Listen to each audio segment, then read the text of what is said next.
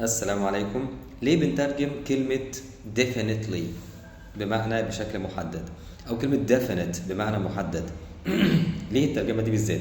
طبعا عندنا حاجة اسمها definite articles أدوات المعرفة أو أدوات التحديد، و indefinite articles أدوات النكرة أو عدم التحديد.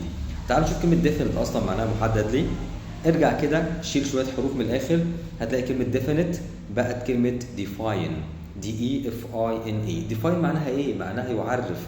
يعرف يعني ايه؟ يعني لما اقول لك انت بتقول لي وليكن مثلا راينوسورس او راينو اللي هو وحيد القرن، اقول لك ايه تعريفه ده؟ يعني اعرفه ازاي؟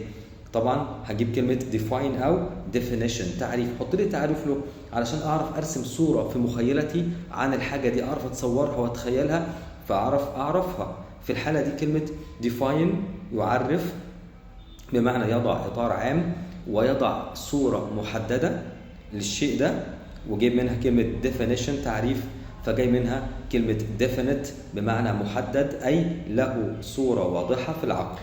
يبقى كلمة definite معناها محدد، هجيب منها الظرف definitely بشكل محدد قاطع، هجيب منها كلمة indefinite هنفي الصفة ب in، يبقى indefinite غير محدد وغير معروف. كده فهمنا، وخليك محدد في إجابتك. والسلام عليكم.